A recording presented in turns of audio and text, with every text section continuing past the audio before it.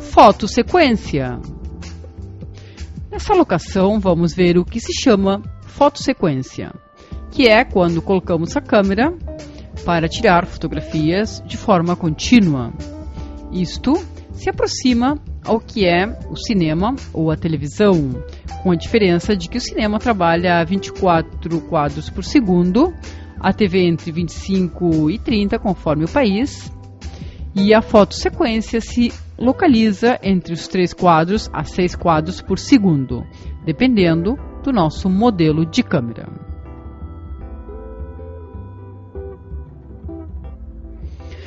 Posicionamos a câmera sobre o tripé e vamos ver como configuramos a câmera para esta situação. Vemos que está num balanço de branco em nublado e com um asa de 250, uma velocidade de 60 e um diafragma de 3,5. Agora vamos ver algumas fotografias que selecionamos, que tiramos nesta locação. Lembramos que estamos numa situação de luz com nuvens em exteriores e em algum momento vai começar a se misturar a luz natural com a luz de tungstênio que está prevista na locação. Aqui temos uma vista geral, temos toda a parte branca em cima e na parte inferior está o horizonte e se vê uma parte de vegetação.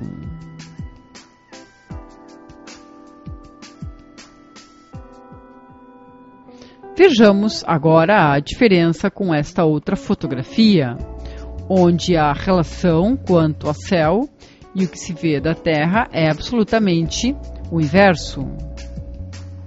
Vemos que também é uma fotografia bastante livre pelos grandes espaços verdes, mas conta com mais elementos que a anterior.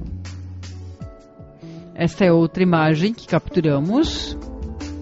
Aqui o interessante é a perspectiva, que fica marcada pelas barras de contenção que há do lado da pista e que marca a trajetória da leitura da fotografia. Como nós lemos a fotografia marcada por essa linha que está em fora de foco em primeiro plano, e o que temos em foco é o cavalo e o homem, que é o cuidador do seu lado. Também esse é o ponto onde a imagem está perfeitamente em foco, mas não está centrado, senão que está para um lado da fotografia para compô-la de uma maneira interessante.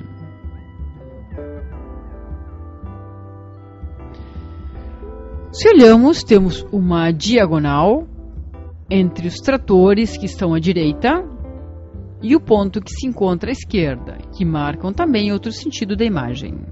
Aqui estamos vendo um jockey. É importante começar a pensar nas cores e as combinações que podemos obter. Temos aqui um cor de laranja e azul celeste saturados. Passamos a outra imagem. Neste caso, vemos que utilizamos um modo de paisagem para conseguir uma leitura interessante para este caso desta fotografia.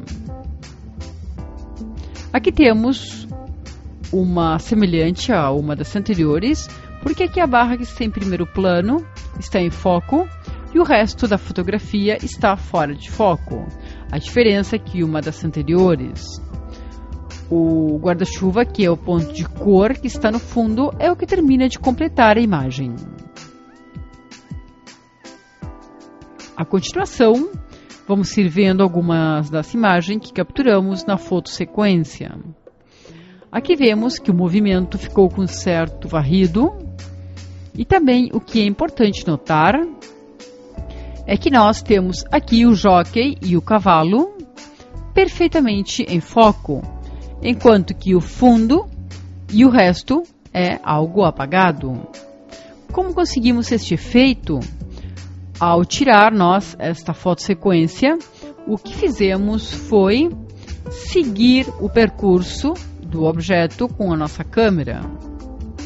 Então, o ponto que nós estamos seguindo vai ficar perfeitamente em foco e sem movimento, enquanto que o fundo, ao estar mais longe, copia o movimento da nossa câmera, então fica tremido. É semelhante ao efeito que vimos, o que acontecia de noite com muita pouca luz, ou quando deixamos o diafragma aberto por muito tempo, isto é, velocidades de exposição muito baixas. Neste caso, ao ser um movimento muito rápido e a velocidade de exposição não é necessário que seja tão lenta, conseguimos que a imagem fique algo corrida. É uma relação de velocidades. Aqui estamos vendo outra imagem na qual acontece a mesma coisa. As patas do cavalo se veem corridas, enquanto que o 9 e o jockey estão totalmente em foco. Este tipo de fotografia é o que faz se centrar a nossa atenção no protagonista da fotografia. Aqui já vemos como mudou a cor da fotografia, já que está se misturando a luz natural com a luz artificial de tungstênio. Também vemos como recortamos esta imagem e está apaisada para que siga a cadência do movimento dos cavalos que o fazem no plano horizontal. Aqui vemos outra fotografia que, quanto à composição, devemos dizer que é apaisada e dinâmica, por como decidimos compô-la. Em segundo lugar, vemos que o movimento está corrido tanto quanto as patas do cavalo, como também pelo movimento que fizemos com a nossa câmera. Aqui vemos outro exemplo semelhante. Todos os detalhes desta fotografia transmitem claramente o vértigo da situação. Aqui vemos estas fotossequências que foram tiradas em diferentes horas do dia e por isso a luz é diferente também. Nesta, vemos uma fotossequência que foi tirada quando ainda havia luz natural. Enquanto que a que estamos vendo agora é uma fotossequência que foi tirada quando já não havia mais luz natural e a iluminação era totalmente de tungstênio. Vejamos qual é a diferença entre uma e outra. Vejamos também como também se vê o movimento dos cavalos e o efeito na fotografia.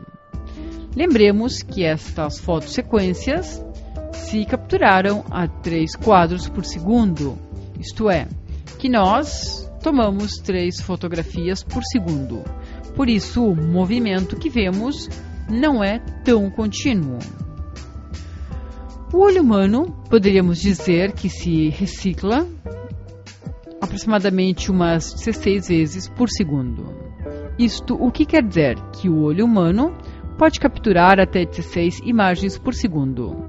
Se nós vemos mais de 16 imagens por segundo, o olho humano não vai diferenciar que são fotografias e vai tomá-lo como um movimento contínuo. Assim que trabalha o cinema, que trabalha a 24 quadros por segundo. Como dado, podemos dizer que os filmes dos princípios do cinema estão fotografados a 16 quadros por segundo. Por isso, quando nós as vemos hoje a 24 quadros por segundo, as vemos como se fosse uma câmera rápida. Também é importante mencionar que muitas das animações que podemos ver, que também são sequências de fotos, se trabalham a 12 quadros por segundo. Isso é importante que o saibamos. Mas, além de que neste momento estamos quase no limite do que é a fotografia e o vídeo. Isto podemos dizê-lo como uma pequena introdução e, no caso de que queiramos, devemos continuar investigando sobre este tema. Menu Reflex, display secundário, segunda parte.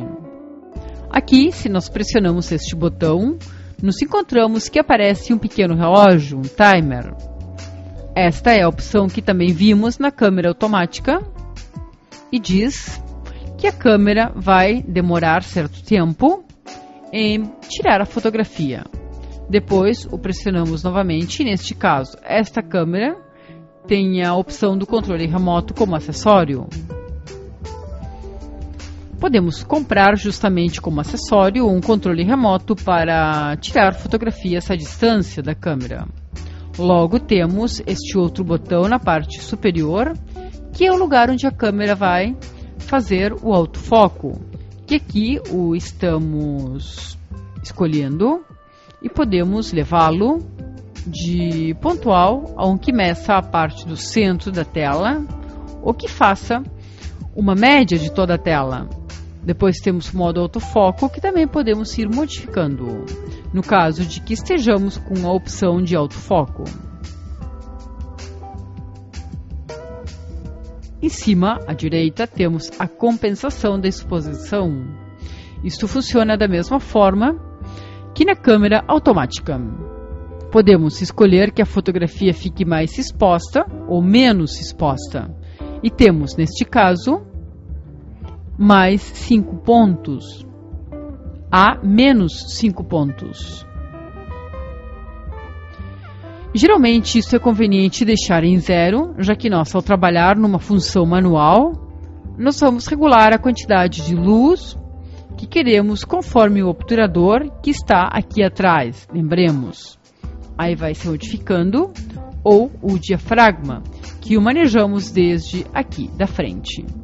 Vamos voltar ao modo normal, que é uma única foto, e vamos ver que também aqui embaixo a câmera nos indica o balance de brancos, que aqui temos um pequeno sol, mas que também podemos trocar a flash, nublado, casa, automático e luz de tungstênio e também de tubo-luz.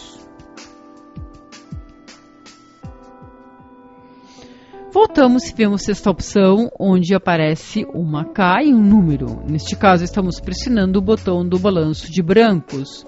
Com um pequeno botão da frente podemos selecionar manualmente a temperatura, color que queremos configurar para a câmera. Temos desde 9.900 a 2.500 que podemos ir.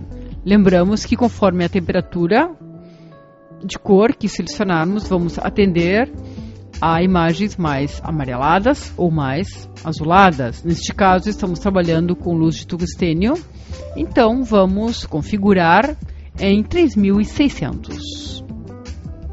Também podemos pressionar o balanço de brancos e ir às opções predeterminadas, lâmpada, que é a que corresponde aos 3.600 graus. E assim terminamos.